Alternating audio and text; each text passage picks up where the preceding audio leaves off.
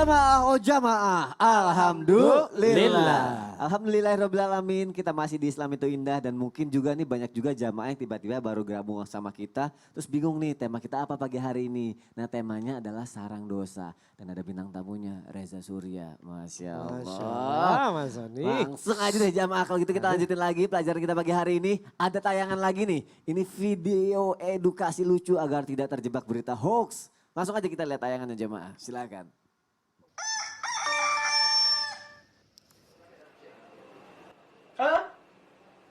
Ada berita telah terjadi kebakaran di pusat kota. Tunggu dulu, dari mana sumbernya? Nggak jelas. Jangan percaya dulu, mungkin itu hoax. Hoax. Segera hubungi teman terdekat. Hai sayang. Teman, bukan mantan. Oi bro, ada kebakaran di pusat kota. Cermati alamat situs.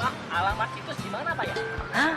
Cermati berita, apakah informasi yang diperoleh dari Polri dan situs berita resmi lainnya. Cek keaslian gambar. Periksa fakta. Tanya ke orang sekitar. Hapus postingan. Ikuti diskusi grup anti-hoax.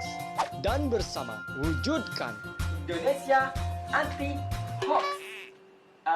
Hoaxnya yang ini. Indonesia anti hoax katanya. Kita cermati dulu beritanya, jangan gampang percaya ya, seperti itu ya Ustadz Syam ya. Iya dicermati dong, ditabayunkan. Ditabayunkan, kalau gitu langsung aja jamaah. Apakah ini termasuk seorang dosa? Kita tanya sama Ustadz Syam. Silakan Ustadz. Baik, tabik guruku Habib Abdullah, Ustadz Maulana, Mas Reza, Mas Soni dan seluruh guru-guru kami yang dimuliakan Allah Subhanahu wa taala. Ba'da naqul a'udzu billahi minasyaitonir rajim. Innalladzina yuhibbuna an tashi'al fahishata fil ladzina amanu lahum 'adzabun alimun fid dunya wal akhirah. Surah An-Nur ayat 19 di mana Allah Subhanahu wa taala memberikan kabar kepada orang-orang yang suka menyebarkan hoax.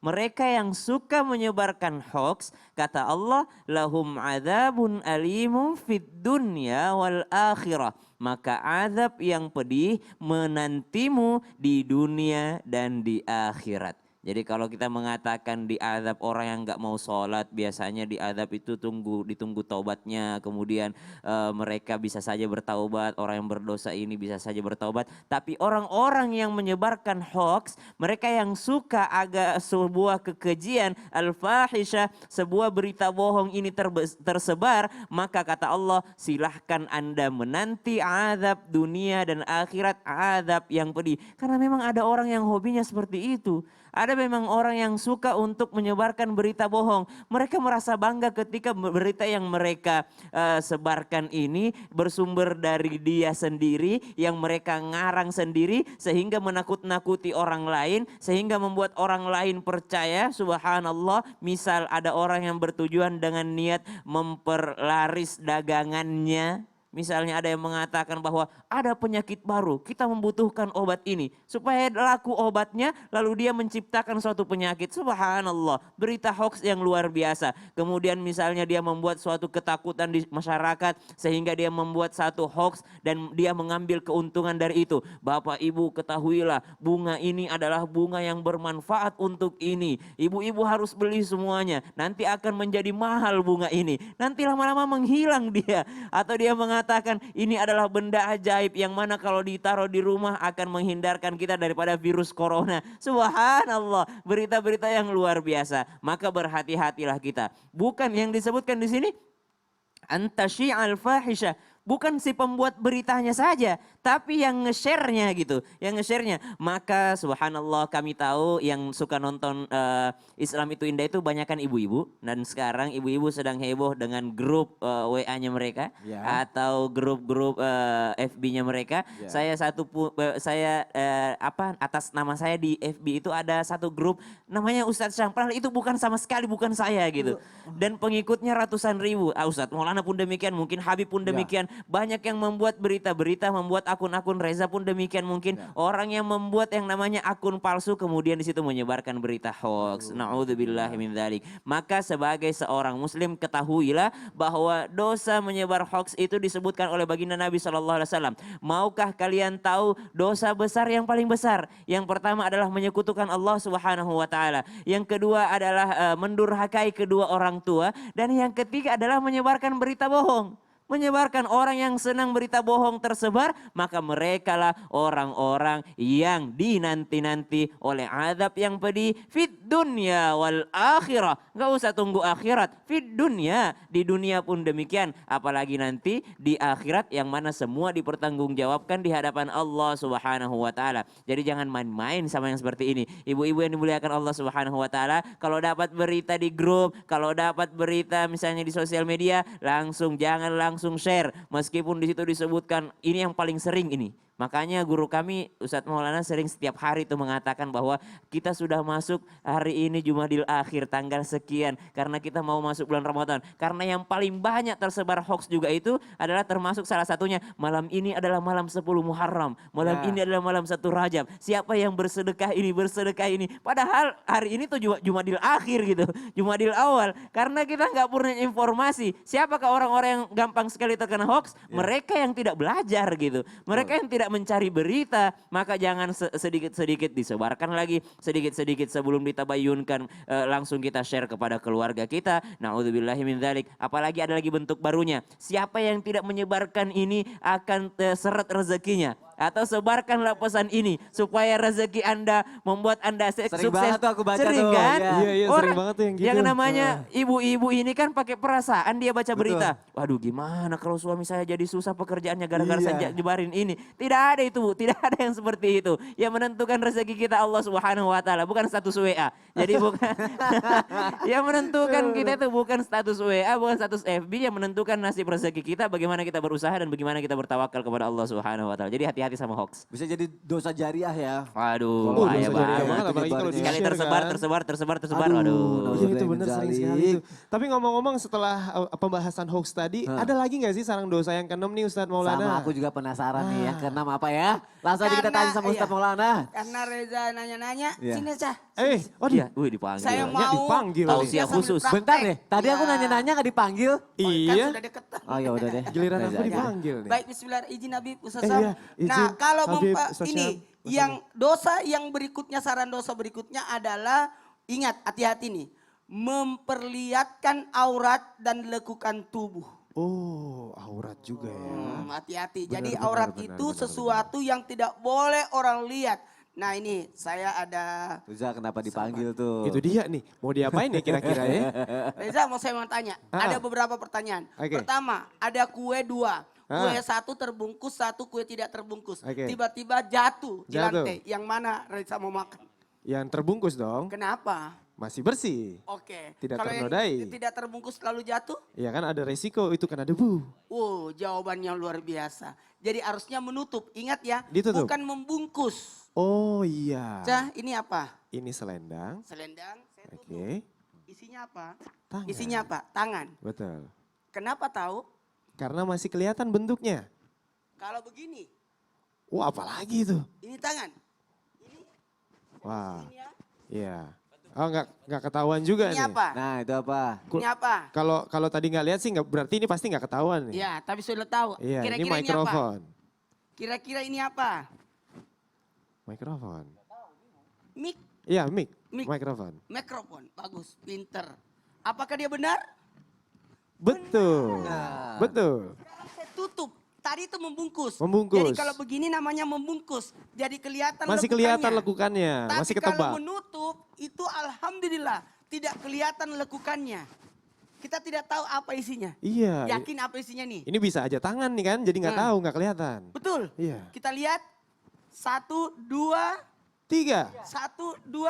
Anda benar. Beneran tangan. Ini lagi sulap ya? Iya makanya. Ini perumpamaan, Perumpamaan. bahwa sebenarnya kalau berbicara tentang menutup aurat, Aurat. itu tertutup, tidak nampak. Jadi tidak boleh kelihatan warnanya. Warnanya nggak boleh. Jadi jangan menggunakan kain yang tipis sehingga transparan. Iya, ataupun Dan- yang sewarna-warna gitu ya. Dan jangan juga terlalu ketat sehingga Iya. kelihatan lekukannya. Lekukannya, bentuknya. Dan jangan juga menggunakan kain yang kecil Kain yang kecil. sehingga nggak cukup. Gak muat, gak Nggak cukup. kelar gitu Cukup. bajunya ya, nggak cukup ya. Aduh, diturunin. Ditutup, Anda yang tutupin. salah, bukan bajunya yang diturunin, tapi Anda harus Anda. pakai baju yang lebih panjang. Iya, Anda yang Sehingga salah tidak- pakai baju Ustaz. Kurang ya. bahan ya Ustadz. Dan mengganggu kita, termasuk ini laki-laki nih. Oh, Kadang-kala oh. sholatnya bajunya nggak muat. Sehingga ketika dia ruku, Sujud atau ruku. kelihatan ada celengan. Ah iya bener. Oh dia sering rajin terjadi. menabung Ustadz. Hah? Dia rajin menabung, makanya Ya dibawa tapi kita yang di kemana-mana. belakang direpoti. Dia lagi sholat. Gitu, wah, ya Allah, ya Allah ini Iya. mengganggu.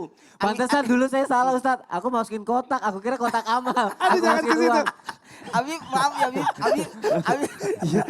Jadi ini juga, makanya alhamdulillah sekarang saya suka banget. Sekarang ada gamis yang panjang. Langsung panjang ke sehingga bawah. Ketika dia ruku, sujud, utamanya sujud nih. Iya. Aman. Sangat-sangat aman kalau pakai Sangat-sangat gamis. aman. Nah buat ini, pengumbar aurat akan mendapat azab yang pedih bukan hanya di dunia tapi di akhirat akan menjadi sebab utama terjadinya persinaan. Hati-hati, benar, jangan benar. sampai dari apa yang mereka lihat sehingga menyebabkan nauzubillah ikut melakukan dosa. Ingat, Betul. orang yang mengumbar aurat termasuk perbuatan yang mendapatkan sekali lagi laknat dan termasuk ciri sarangnya dosa. Sarangnya dosa. Sarangnya dosa. Karena mengumbar aurat merupakan atau memamerkan maksiat berakibat dosa jariah. Jariah, Tahu nggak dosa ya? jariah? Berapa orang lihat akan dapat terus dosanya, tambah hati-hati. lagi. Serem ya ternyata yang kayak Itu- kenapa itu Ustadz? goyang-goyang Ah. yang saya selalu lihat itu di mah Reza joget ya. ya. Joget-joget. Hati-hati. Tapi untungnya Reza bagus-bagus. Auratnya nggak kelihatan ya. Auratnya tidak Masya kelihatan. Allah. Jadi tidak boleh nampak. Masih belajar lagi Ustaz. Tidak boleh terawang dan tidak boleh terlalu ketat. Ketat, jangan Baik. sampai membentuk bagian tubuh. Nah, Iya. terima kasih Terima loh kasih, Ustadz Ustadz. Maulana untuk Iya, penjelasannya. Ustadz. Reza terima Ustadz. kasih. Udah boleh pulang, Ustadz. Ustadz juga. Masya Allah, Masya Allah. Yuk terima kita kasih. mulai sekarang. Apalagi kalau istri kita ya kita tutupin. Apa tadi kita? Bukannya kita Ditutup, jangan bungkus ya. dibungkus. Iya, bukan membungkus. Bukan membungkus, tapi menutup. Tapi menutup. Menutup. Masya Allah. Terima kasih guru-guruku untuk penjelasannya pada pagi hari ini. Dan yang pastinya jamaah juga belajar banyak ya mengenai sarang-sarang dosa itu. Tapi yang namanya manusia yang mungkin kita tidak luput dari yang namanya dosa. Tapi kan alangkah baiknya kalau kita menghindari dosa-dosa itu. Nah aku mau nanya sama Habib Abdul loh. Kalau misalnya siap. kita nih secara mungkin tidak sengaja ataupun disengaja. Akhirnya kita sudah terlanjur masuk ke dalam sarang dosa itu. Kita melakukan dosa. Ada gak sih Bib caranya Bib biar Allah tuh mengampuni semua dosa kita.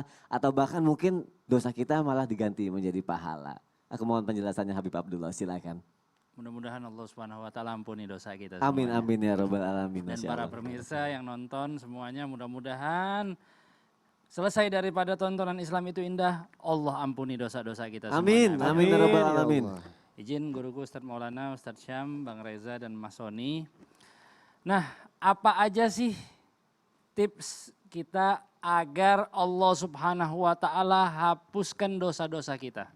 Kita nih kadang-kadang sering terjerumus ke yang namanya sarang dosa. Dosa. Kadang-kadang sering banget udah. Yang pertama yang perlu kita lakukan adalah melaksanakan kebaikan ataupun berbuat kebaikan. Wa'at bi'is sayyi'atal hasanata tamhuha. Dan berbuat baiklah karena dengan kebaikan tersebut akan menghapuskan daripada kejelekan-kejelekan. Buat baik, niat buat baik. Kayak kita nih lagi nonton Islam itu indah, niat belajar, niat dapat manfaat, niat baik, mudah-mudahan dengan menonton Islam itu indah, mudah-mudahan keluarga kita semuanya jadi orang baik, amin ya rabbal Amin, amin ya rabbal alamin. alamin. Kemudian yang kedua apa? Yang kedua adalah kita melaksanakan puasa Ramadan. Puasa Ramadan. Tadi kayak disebut Ustadz Maulana bahwa puasa Ramadan itu isinya maghfirah.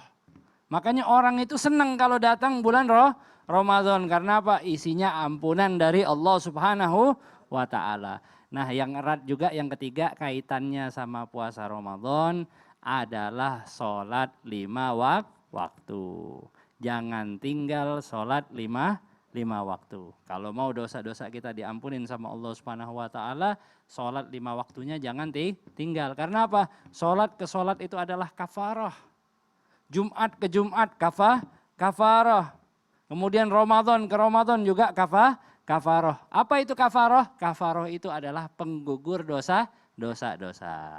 Nah kemudian yang keempat, tadi udah 3 ya? Udah 3. Yang keempat adalah kita sholat taubat. Sholat taubat, laksanain yang namanya sholat taubat. Kalau kita ngerasa, waduh kayaknya kok sering banget gibah, sering banget kadang-kadang ngomongannya kasar, sering juga kadang-kadang meneruskan daripada pesan-pesan ataupun berita hoax, kemudian juga kadang juga sering memprovokasi. Nah ini niatin taubat, niatin untuk jera dari hal-hal tersebut, kemudian laksanakanlah sholat taubat. Kemudian yang terakhir nih, yang kelima adalah zikir dan juga istighfar. Kalau kita ngerasa kita semuanya sering terjerumus ke dalam dosa, kita ingat kepada Allah Subhanahu wa taala.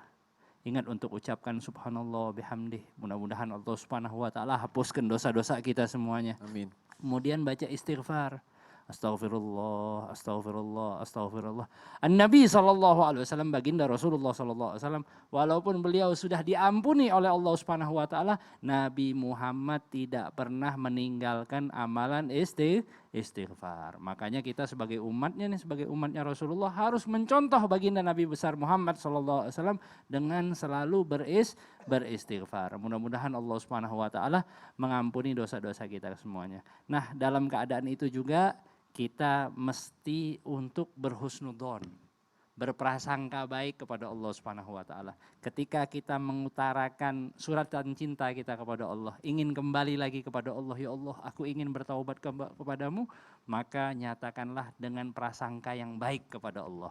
Jangan kita bertaubat tapi prasangka kita, aduh nggak diampun-ampunin nih sama Allah, malahan tambah sial, malahan tambah. Nah, itu akhirnya membuat kita al-gunut, berlepas daripada kasih sayangnya Allah Subhanahu wa taala. Mudah-mudahan Allah rahmati kita semua. Amin ya rabbal alamin. Baik.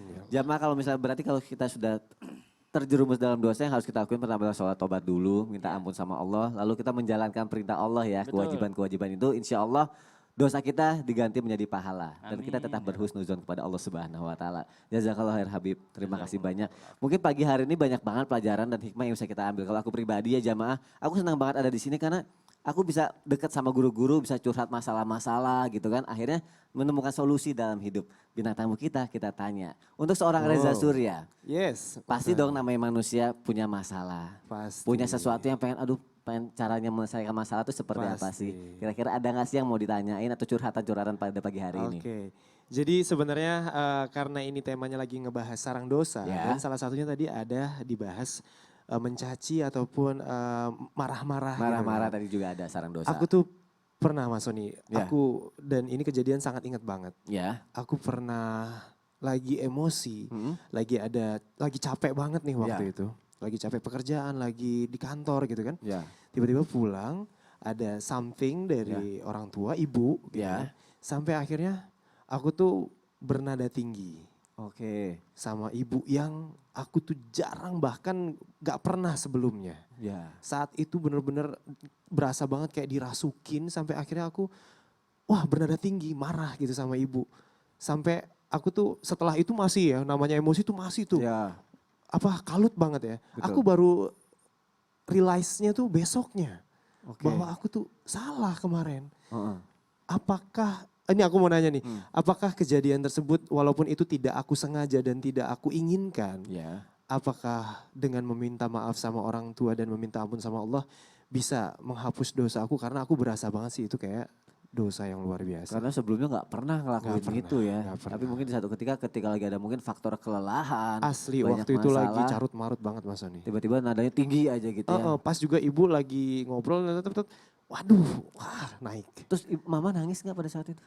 Kayaknya iya. Nangis ya Allah. Iya. Kalau gitu mungkin Ustaz Maulana mohon mungkin arahannya Ustaz, silakan. Mama di mana sekarang? Ada di rumah Ustaz. Coba nengok.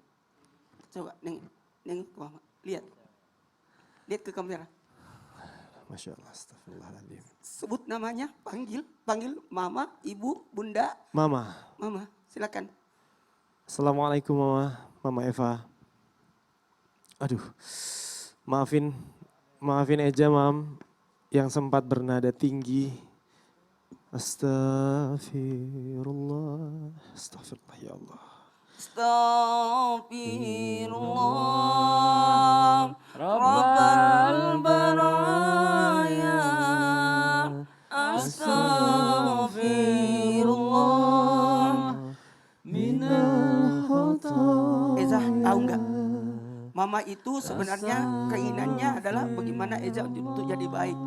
Coba Eza akui kesalahan Eza, lalu berjanji untuk bisa mengembalikan senyuman yang hilang ketika Eza lakukan itu terhadap Mama. Iya. Maafin Eja, Mam. Asli waktu itu Eja benar-benar gak sengaja. Benar-benar tidak ada niatan seperti itu. Benar-benar karena lagi tidak dalam keadaan yang baik. Sampai akhirnya terucap itu, mohon maaf sebesar-besarnya, Mam. Dan insya Allah ke depan Eja mau banget membahagiakan Mama. Tidak ada yang meminta, tidak ada yang berharap, bahkan tidak ada yang tahu kapan ajal itu datang. Bayangkan ketika orang, sosok anak membuat orang tuanya nangis. Lalu kembali ke rumah. Apa yang terjadi? Ternyata orang tuanya sudah tidak ada lagi. Tidak ada waktu karena kita tidak tahu kapan, di mana dan bagaimana. Ummi thumma ummil hatti Kebayang ja, waktu engkau marah sama mama, capek, lelah. Tapi ketahuilah mama itu letih, lelah, capek, mengandung.